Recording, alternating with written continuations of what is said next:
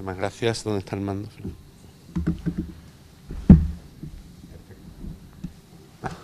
Bueno, posiblemente me levante en un momento dado. Aguanto pocos minutos sentado, lo siento. Bueno, pues nada, muchísimas gracias a FAR por invitarnos, a Manel por dirigir la sesión y a todos los participantes y asistentes. Voy a tomar un minuto de su tiempo, de vuestro tiempo, para hacer una incitación, una motivación al uso del análisis de datos, de la analítica de datos, de data science o de big data, lo podemos llamar como queramos, en las empresas. O sea, hoy en día ya sabemos lo suficiente de big data, estamos bombardeados por noticias y sabemos lo suficiente de esta tecnología o de estos procedimientos como para reconocer que tienen impacto en cualquier área, en cualquier sector de producción. Entonces yo quiero trasladar ese impacto y convertirlo en dos tipos de mensajes. Uno, el de motivación a partir de ejemplos motivadores existentes, reales, que se han producido en distintas empresas y distintas situaciones. Y el segundo paso me voy a atrever y voy a hacer una incursión en aspectos técnicos. Yo creo, me han dicho que aquí hay un gran número de ingenieros, no sé si me equivoco o no, ingenieros o ingenieras, y bueno, y los que no lo sean seguro que tenéis una formación estadística, un conocimiento básico para entender las ideas que hay aquí lanzadas. Lo que quiero decir con esto es que Big Data no es una cosa de grandes corporaciones, no hay que ser Google para hacer Big Data, no hay que tener un equipo de analítica de 10 o 20 matemáticos. Cualquier persona que maneje bien los ordenadores puede usar una herramienta que es gratuita, que es R, y empezar a hacer análisis de datos con las bases de datos que disponga de su empresa. Bien, esas son las ideas fundamentales.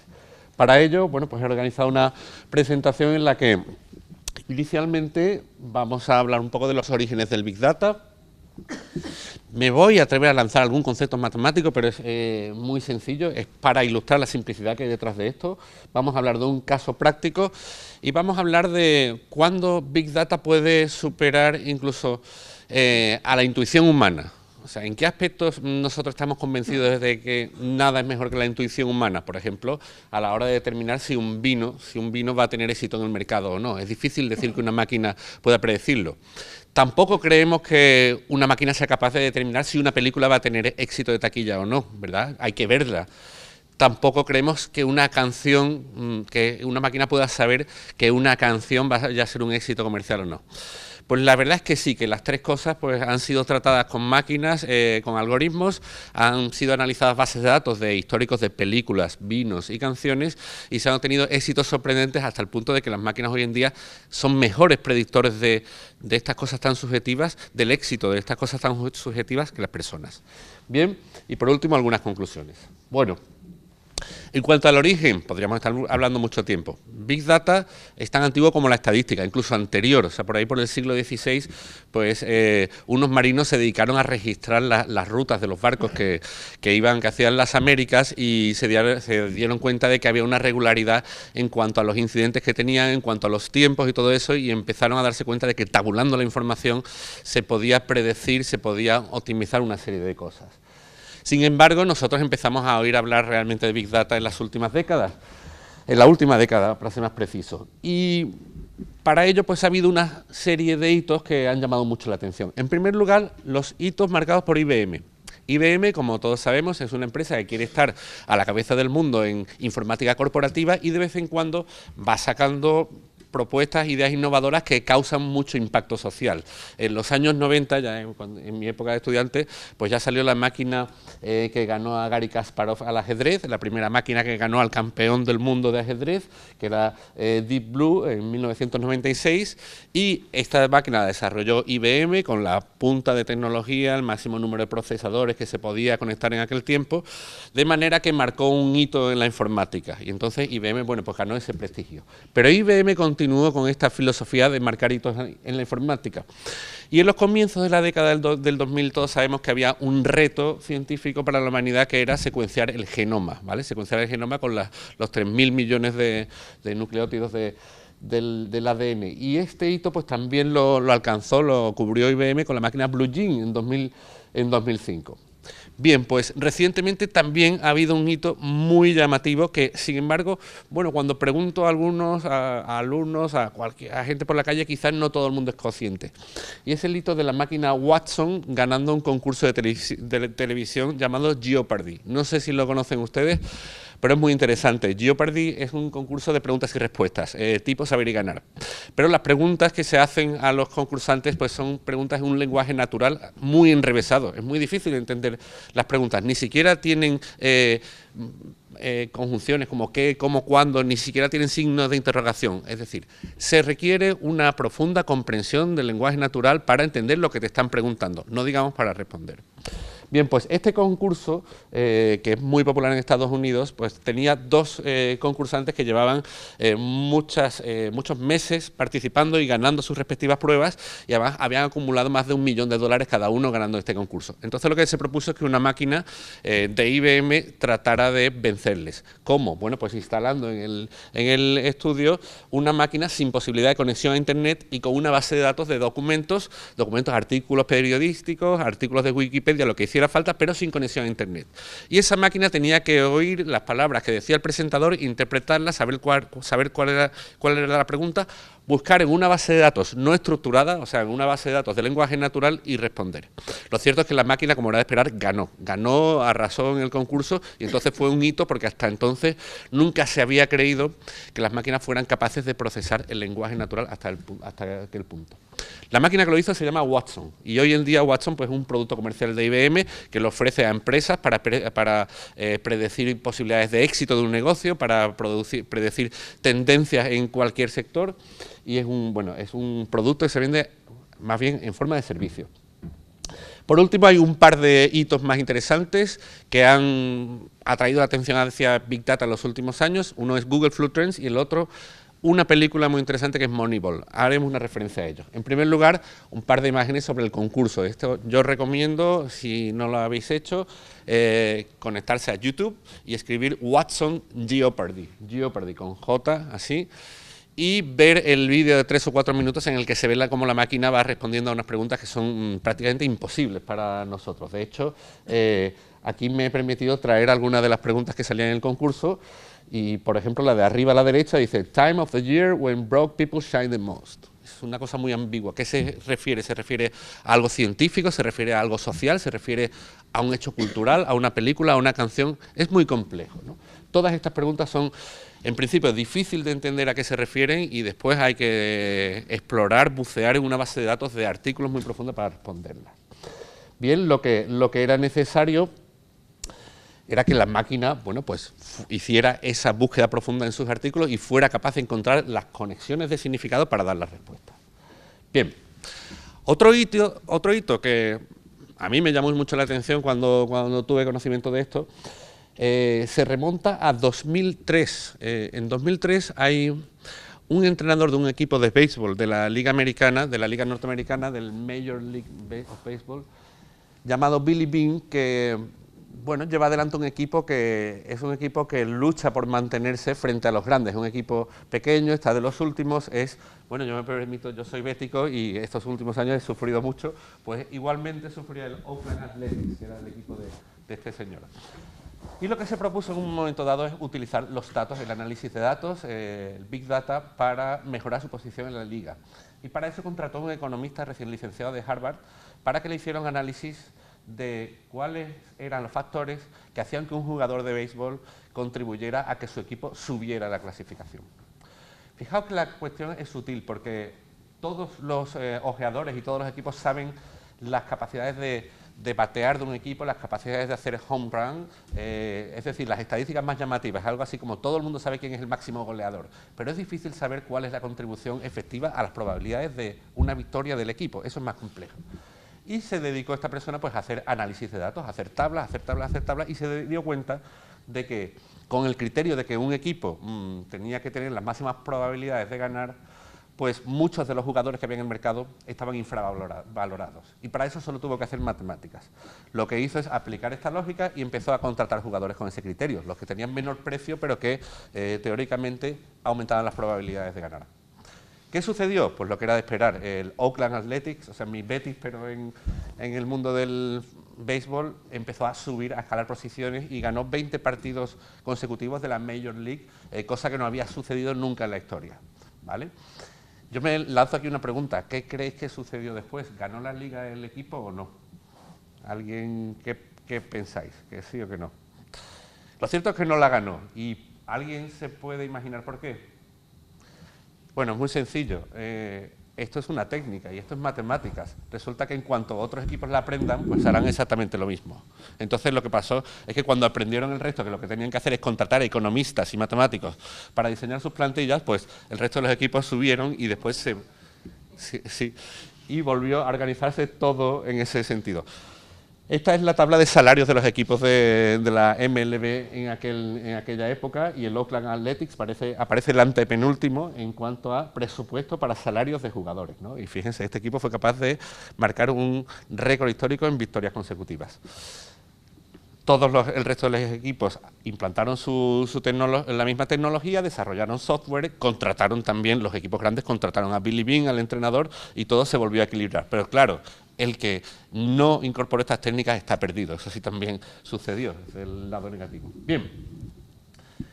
Bueno, aquí hay algunas tablas porque hay distintos organismos que se dedican a predecir las victorias, y entonces aquí vemos tablas de estimaciones de victorias. En rojo vemos las victorias de cada equipo a lo largo de la liga, y luego en negro y en azul vemos dos estimaciones diferentes. Obviamente las estimaciones son solo probabilidades y evidentemente nadie puede soñar con predecir el resultado exacto de un partido, o sea, no nos engañemos. Pero la estadística da suficientes herramientas para, en general, llevar un equipo a la victoria, ¿vale? Con la suma de todos los partidos. Bien. El tercer hito motivador que atrajo la atención sobre la potencia de Big Data es Google Flood Trends.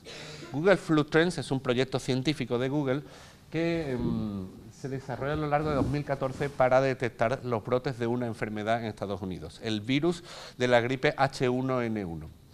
Sucede que el virus de la gripe, bueno, pues es una cosa que crea un problema de administración sanitaria, requiere unas vacunas, requiere una atención rápida, requiere unos recursos, y lo que es más importante para todo este sistema es poder reaccionar a tiempo antes de que el virus se propague.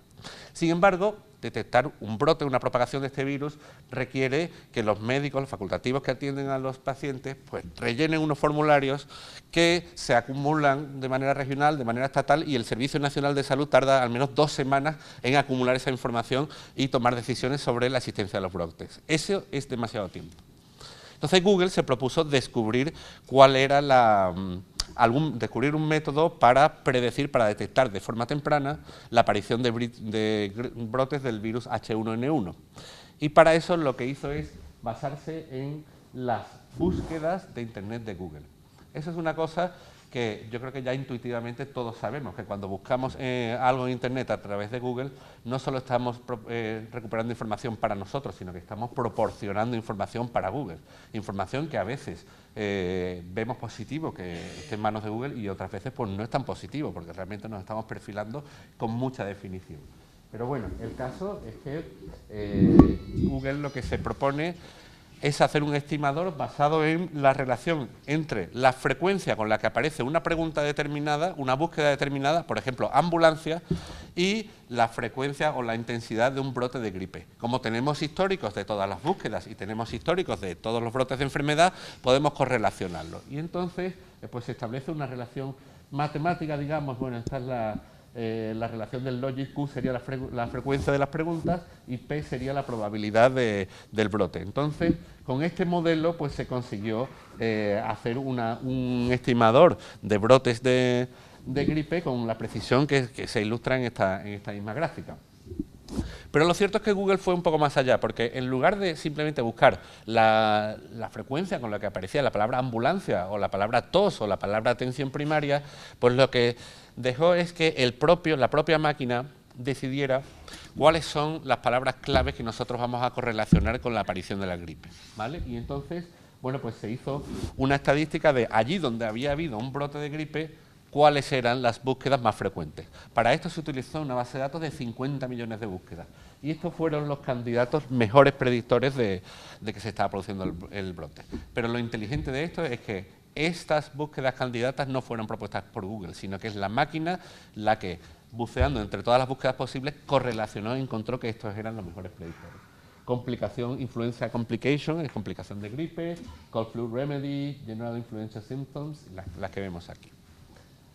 Bien, bueno, por supuesto, Big Data tiene uso en todos los sectores y, sin lugar a dudas, en el sector de la refrigeración no tengo la menor duda, porque simplemente en un sistema físico que tiene que gestionar unos recursos energéticos y que tiene que ajustarse a unos requisitos térmicos, se genera muchísima información de uso a lo largo del día, ¿vale? De uso de entrada de calor, de consumos, de pérdidas, de aperturas de puertas, cierres, etcétera.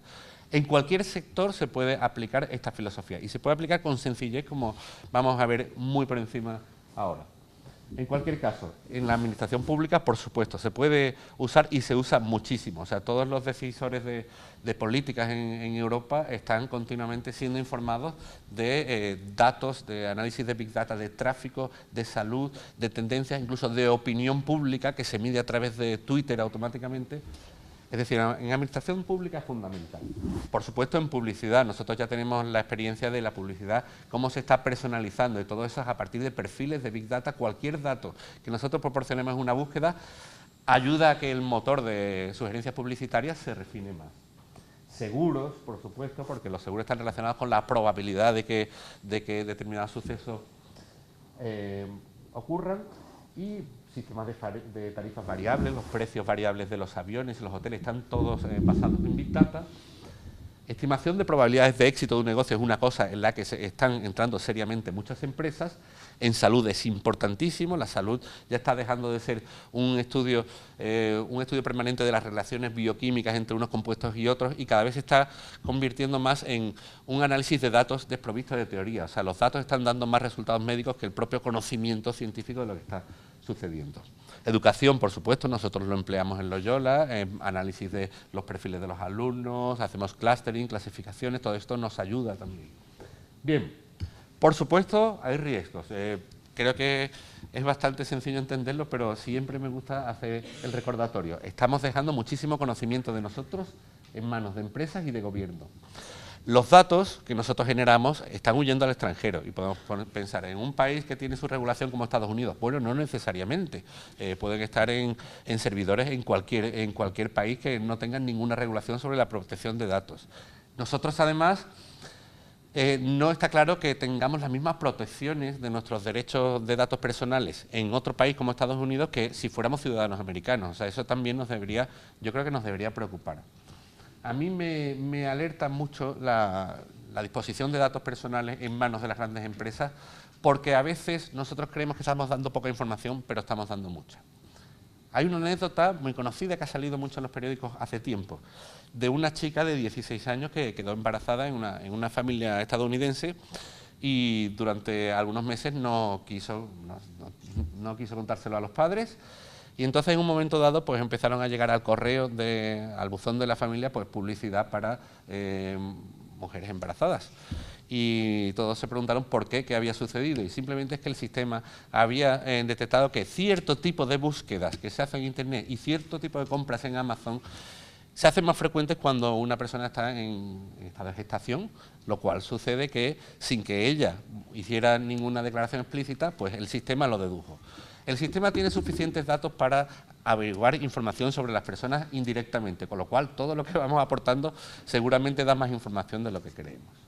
Bien, también es preocupante la indestructibilidad de los datos. O sea, es muy dudoso que cuando nosotros damos de baja nuestra cuenta en Facebook o cuando decimos a Google que borre nuestros datos, a lo mejor no aparecen en el motor de búsqueda, pero que se borren de los discos duros, pues es complicado. Bien.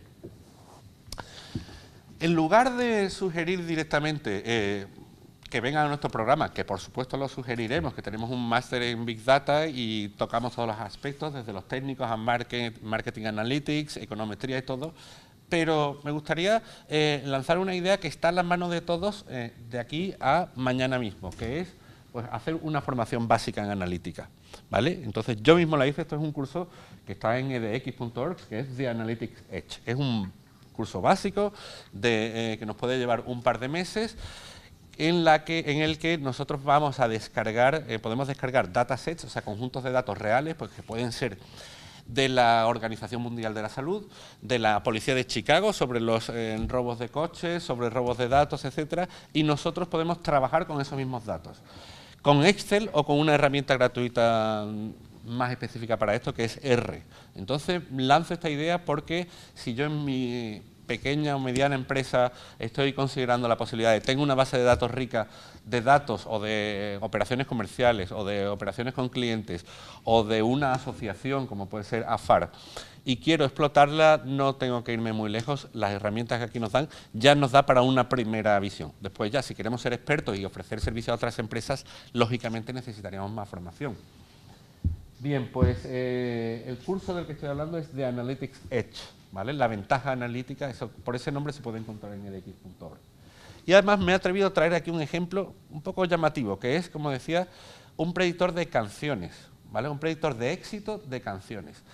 Ya sé, yo siempre tengo un amigo que dice 2 meses antes de que llegue cuál va a ser la canción del verano. La verdad es que suele acertar, pero yo cada vez me creo más que sea él, yo creo que se dedica a buscar por internet. En cualquier caso, la cosa es muy interesante. La industria musical mueve muchísimo dinero, eso lo sabemos todos, del orden de 15.000 millones de dólares anuales, y ese mercado está muy concentrado en 3 principales empresas que ocupan el 82% del negocio. El problema que tienen esas empresas es que tienen que hacer una alta inversión para que un grupo o una producción musical tenga reconocimiento en el mercado. Y esa inversión pues hay que hacerla con criterio y hay que seleccionar bien en quién invertimos según la probabilidad de éxito que tenga.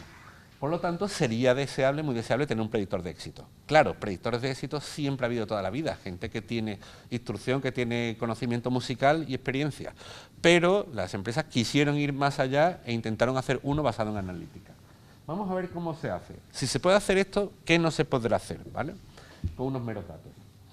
Bueno, la idea fundamental es que una máquina, para ser capaz de predecir algo, es decir, para predecir si una canción va a tener éxito o no, tiene que tener un modelo que me relacione ciertas variables propias de la canción con la probabilidad de éxito, ¿vale? En este caso, las variables de la canción son las independientes y la probabilidad de éxito es la variable dependiente, ¿no?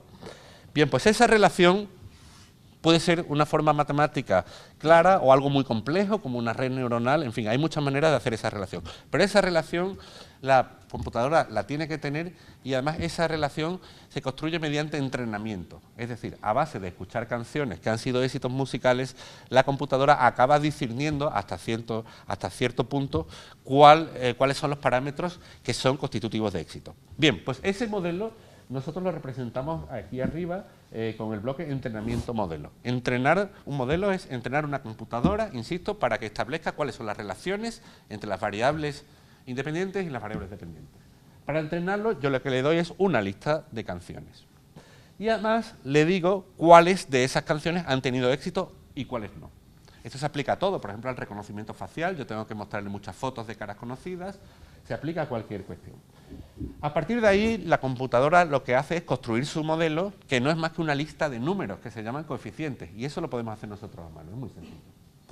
Una vez que hemos hecho eso, tenemos un modelo entrenado, pero en Big Data la cosa no se acaba ahí, o sea, entrenar un modelo nunca es suficiente si no verificamos la validez de ese modelo. O sea, nosotros podemos haber dicho que la computadora escuche 100 millones de canciones, pero es posible que aún así no haya aprendido. ¿Cómo distinguimos entre cuándo un modelo ha aprendido bien y cuándo no? Pues lo que hacemos es someter el modelo a la predicción con otras canciones nuevas, es decir, con otras canciones que no se utilizaron en el entrenamiento. Y por eso aparece aquí abajo a la izquierda entrada nueva, ¿vale? Una entrada nueva, y aplicamos esa entrada al modelo. Entonces el modelo me debería decir la probabilidad de éxito de esas canciones que no había oído nunca. Y si esas probabilidades de éxito coinciden con los éxitos reales, pues entonces el modelo está bien entrenado, ¿vale? O sea, lo que estamos hablando es de coger una gran base de datos y partirla, utilizar una parte para entrenar a la máquina y otra parte para verificar que la máquina es capaz de predecir con precisión lo que va a suceder con datos nuevos que no conocía. No sé si queda clara esta idea, si me estoy metiendo en demasiado lío. Bueno, dicho esto, las ideas generales que se aplican a cualquier base de datos se aplican también a las canciones. Lo que tenemos en este esquema simplemente es el mismo concepto, pero aplicado a la música. Una relación entre variables independientes y variables dependientes no es algo tan raro. Realmente todos hemos conocido alguna vez una recta de regresión, que no es más que yo tengo como variable independiente lo que hay aquí en el eje X, ¿vale? Y vamos a suponer que la variable dependiente, que puede ser la probabilidad de éxito o la probabilidad de que un negocio se pueda abrir, es la independiente y aparece en el eje Y. La base de datos no es más que una serie de puntos, es decir, una serie de canciones o de datos para los que yo conozco la variable independiente, la X, y yo también conozco si ha tenido éxito o no, que es la variable Y. Esos puntos estarán dispersos y el modelo lo único que hace es intentar simplificar toda esa dispersión en una relación. En este caso, la relación viene dada por esa recta, que es la recta de ajuste de mínimos cuadrados. Yo creo que esto es algo muy familiar. Pero es que esta recta de mínimos cuadrados se aplica también al problema de las canciones, o sea, no hay que irse a gran complejidad. En el caso particular de las canciones o de predictores de éxito, no es exactamente la recta de mínimos cuadrados, pero vamos, algo que se deriva muy inmediatamente, que es la regresión logística. ¿Por qué la regresión logística? Porque en este caso lo que queremos predecir no es un número real, no es un número continuo, sino que es una probabilidad de que algo suceda. Y las probabilidades están entre 0 y 1, y entonces lo que encontramos es, bueno, una expresión ahí exponencial. Pero si miramos ahí abajo, no quiero... estoy seguro que no voy a asustar a nadie, pero si miramos ahí abajo, lo que vemos es que la probabilidad de que una canción tenga éxito va a venir expresada como, me voy a levantar un momentito, una serie de coeficientes beta 0, beta 1, beta 2 hasta beta k, multiplicado por los valores de las variables independientes, ¿vale? Entonces esos coeficientes son los resultados del entrenamiento, ¿vale? Después, mientras más canciones escuche el software, mejor le dará valores a esos coeficientes. Y ahora, saber si una canción va a tener éxito va a consistir en medir los valores x1 y x2 de esa canción, aplicar esa fórmula y esto me da la probabilidad de éxito. Esto es así de sencillo. Bien, en el caso particular que estábamos hablando, bueno, pues no tenemos más que... Yo creo que esto, como despierta curiosidad, pues me atrevo a decirlo. Esta es la base de datos con la que trabajan las empresas de canciones, ¿vale? Entonces, se trata de registrar una serie de datos numéricos para cada canción, entre los cuales vemos en la parte de arriba los tres primeros campos son el título de la canción, el nombre del artista y el ID de la canción en una base de datos. Bueno, esta información se quita del predictor, porque obviamente si ponemos que la canción es de Shakira, pues ya tenemos un buen predictor, con lo cual eso no vale. Lo que vamos a hacer es predictores que valgan para cantantes, para artistas no conocidos. Bien, quitamos los primeros datos y después vemos una serie de parámetros desde el cuarto hasta el último que son puramente numéricos. Por ejemplo, time signature, el compás de la canción, loudness, la amplitud media, el volumen, el tempo, la velocidad, la energía. Bueno, la energía es una estimación de la energía que transmite la canción basada en un conjunto de parámetros. Pitch, si la canción es más aguda o más grave. También hay una serie en la penúltima fila, vemos timbre 0, timbre 1, hasta timbre 11, que son también valores numéricos, lo que pasa es que los extrae el ordenador basándose en ciertos algoritmos y están relacionados con la instrumentación, con qué tipo de sonido tiene.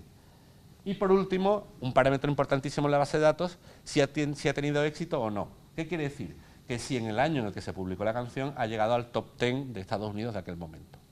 Con esos datos nosotros le damos a la máquina esa información, le decimos todos esos valores y le decimos para cada canción si ha llegado al top 10 o no.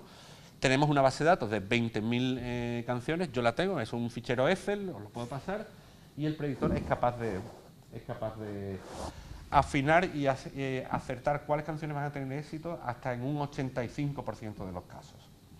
En esta presentación yo tenía incluso para hacer el ejemplo con R, pero yo creo que robaría mucho tiempo, así que voy a moverme un poquito más adelante. Esto es una cuestión de entrenar a la máquina a través de la herramienta R, a la de regresión logística, y simplemente me gustaría mostrar me voy a saltar esto, pero voy a mostrar alguna imagen. Bien. Supongo que todos habéis trabajado con Excel. Bueno, no me cabe duda. Bien. Con Excel se puede hacer este trabajo, pero es más laborioso. En este caso, lo que tenemos es un predictor de vinos. Y un predictor de vinos, del éxito que tenga un vino o no, consiste en escribir un fichero que tiene esa longitud. Es un fichero de texto que vemos ahí, pues que aparecen unas 30 líneas de código, y con esas 30 líneas de código somos capaces de explorar una base de datos. Me atrevo a señalaros arriba la segunda línea, que veis que pone readwine.csv, es un fichero CSV, que es un fichero que se genera con Excel directamente. Con ese fichero, en las segundas líneas, pues el segundo bloque de líneas ya genera el modelo, ¿vale? Es una función LM que está dentro de la aplicación R, LM, que analiza todos esos datos a partir de la base de datos, y el resto pues son análisis del tipo, pues muéstrame el error cuadrático medio, muéstrame lo que sea. Pero el modelo de predicción, lo resumo, no son más que las 6 primeras líneas de ese fichero. La base de datos de vinos, también, esta base de datos también venía de ese curso al que hice referencia. Pues puede tener también del orden de 10.000 entradas de vinos de productores de Estados Unidos, pero lo sorprendente es que con 6 líneas de código podemos tener un predictor. ¿Que un predictor va a ser el oráculo de Delfos y nos va a decir lo que va a suceder en el futuro? No, pero mejor que no saber nada, siempre cualquier herramienta es buena. Aquí hay, bueno, hacemos una referencia también a estas primeras líneas que hemos resaltado aquí, de este programa R, pues lo que hacen es, según un poco más grande, es cargar en la base de datos songs.csv. En este caso es la hoja Excel de canciones. Y lo que quería llamar la atención es que estas bases de datos ni siquiera tenemos que construirlas por nosotros mismos, sino que están disponibles a través de lo que se conoce como el movimiento Open Data. Open Data significa que las administraciones públicas generan una gran cantidad de información a través de la interacción que tenemos los ciudadanos con las administraciones. Pagamos impuestos, pagamos multas, damos de alta negocios, vehículos, todo ese tipo de cosas. Y las administraciones públicas no deberían tener esa propiedad de esos datos de forma exclusiva, sino que se cree internacionalmente, se cree que esos datos tienen que volver a los ciudadanos para que se puedan beneficiar de eso. Eso es lo que hay detrás de la iniciativa Open Data. Y esta iniciativa está vigente y es verdad, o sea, todos los organismos dependientes de Naciones Unidas, UNESCO, OMS y todo esto, tienen bases de datos colgadas para que nosotros hagamos análisis. Pero además los ayuntamientos, las corporaciones locales, la Junta de Andalucía, también tienen datos disponibles. Algunos mostrarán más, otros mostrarán menos, pero existe, o sea, no es una cosa en la que estemos a cero. Por supuesto hay países que están muy avanzados con respecto a nosotros, pero en otras cosas no estamos a cero. Y a veces nosotros, como una pequeña y una mediana empresa, puede beneficiarse enormemente de la información colgada en Internet, ya sea información de tráfico, ya sea información de transacciones comerciales, ya sea información sobre el nivel de educación de la ciudadanía, etc. Bien, pues bueno, aquí hay algunas referencias para detallar un poco más el ejemplo del vino, pero no me parece especialmente relevante en este punto. Y bueno, sí me gustaría ya dar la última pincelada en cuanto a los pasos. No podemos entrar en los comandos exactamente de esta aplicación, pero cualquier aplicación de análisis de datos va a constar de los siguientes pasos. En primer lugar, vamos a disponer de una base de datos, sin duda. Una base de datos que no va a ser más que un listado de registros en lo más homogéneo posible. En general, ese listado va a provenir, puede que de diferentes fuentes, de diferentes empresas, quizá haya que dedicar tiempo a limpiarlos, a homogeneizarlos. Esa es la parte, digamos, más humana del trabajo. O sea, un ordenador no va a estructurar los datos. A esa parte es la que tenemos que dedicar más tiempo como personas. Pero una vez que tengamos los datos estructurados, el proceso ya es una serie de comandos que haremos con esta herramienta R. En primer lugar, cargar una base de datos, limpiarla. Después, particionar esa base de datos para distinguir lo que es el set de entrenamiento, el subconjunto de datos de entrenamiento, del subconjunto de datos de verificación. Normalmente el ratio es del orden de 70%, 30%. A continuación vamos a generar un modelo de regresión logística, que eso solo es una línea de programa, como vimos antes. El modelo de regresión nos va a dar los coeficientes del modelo. Y con esos coeficientes los aplico a los datos que no he usado en el entrenamiento para ver la precisión que tiene a la hora de procesar datos nuevos. Con eso se crea una tabla, se llama tabla de confusión, y nos dice la sensibilidad y la especificidad, que son parámetros, pues eso, que deberían estar lo más próximos a 1 al 100% posible. Bien, bueno, pues este sería el código de la predicción de canciones con con los distintos pasos que hemos dicho, la separación del set de aprendizaje, el set de verificación, la construcción de la regresión logística, la construcción del modelo, aplicación a los datos de prueba y validación. Como ven, en 30 líneas he hecho un predictor de éxitos musicales. Mención a otros algoritmos donde muy fácil se puede aplicar esto, pues a los éxitos de vinos, como hemos dicho, recomendaciones de películas, todos estos sistemas Netflix, Spotify, los sistemas de recomendaciones están muy basados en esto porque nos clasifican, ¿vale?, mediante otro algoritmo que se llama clustering. Y hay uno sobre el que me gustaría llamar la atención, posiblemente cada vez oímos más de esto, pero es especialmente interesante, Twitter. ¿Por qué Twitter es un arma fundamental para el marketing y para la política y para cualquier cosa que dependa de la opinión pública? Porque Twitter es una herramienta perfecta para medir el sentimiento en tiempo real de una población. ¿Cómo? Bueno, pues los tweets, que es un mensaje de 140 caracteres en lenguaje natural que no está ordenado en forma de tabla, pues sí puede, digamos, procesarse mediante una técnica especial. La técnica que hay detrás de los tweets consiste en... Apple fue de los primeros en utilizarlo. En un momento dado, Apple quería saber en tiempo real cuántos tweets se publicaban favorables a la empresa y cuántos contrarios. Y entonces, para eso, pues tendría que consultar cientos de miles de tweets diarios, ¿vale? Y no hay personas disponibles ni tiempo para hacer eso.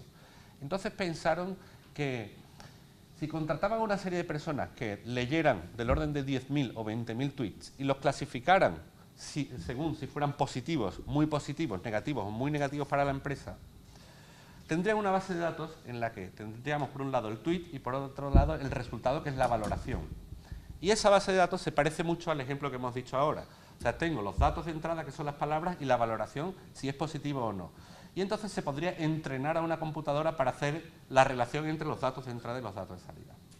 Esas personas que leyeron los tweets y los valoraron son personas que se reclutaron a través de Mechanical Turk. Mechanical Turk es un sistema que hay para contratar personas que en determinados países pues, tienen una necesidad de hacer un trabajo que posiblemente tenga una remuneración inferior, pero que se puede hacer en grandes cantidades, y mediante esto pues contrataron a no sé si más de 1.000 lectores en países en Asia, en el sudeste asiático, para que hicieran esta lectura, esta clasificación de los 20.000 tweets con el que se crea la base inicial de aprendizaje. Además, para que no haya confusión, cada tweet era evaluado por 5 personas diferentes. Entonces, con ello, pues se consiguió una valoración bastante precisa y después, a partir de ahí, se entrenó el algoritmo de manera que ya cualquier tweet podría ser valorado. En realidad, la valoración está basada en la ocurrencia de ciertas palabras, en que aparezca la palabra bueno, la palabra malo, ¿vale? Pero no es tan sencillo. Ciertas palabras en conjunción cambian de significado, ¿no? Esto es bueno, pero esto es una buena... Bueno, pongo puntos suspensivos. Quiero decir que el algoritmo era capaz, basándose en la aparición de palabras y la aparición de conjunto de palabras, de predecir con bastante precisión el estado de tweet con respecto a Apple. Pues esto lo hacen ya los políticos, esto lo hacen las empresas. Ya leen en tiempo real qué es lo que se está escribiendo sin leer uno por uno los tweets.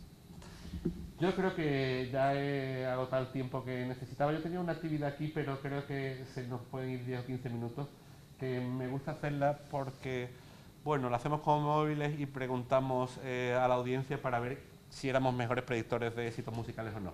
Pero voy a robar un cuarto de hora. Creo que hoy voy a perdonar a la audiencia, así que lo vamos a dejar ahí.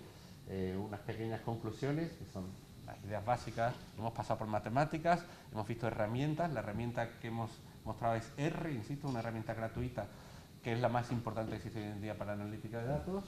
Hemos visto algunos hitos de la historia reciente y, bueno, pues cualquier otra cuestión, pregunta que quisieran formular, adelante. Muchísimas gracias.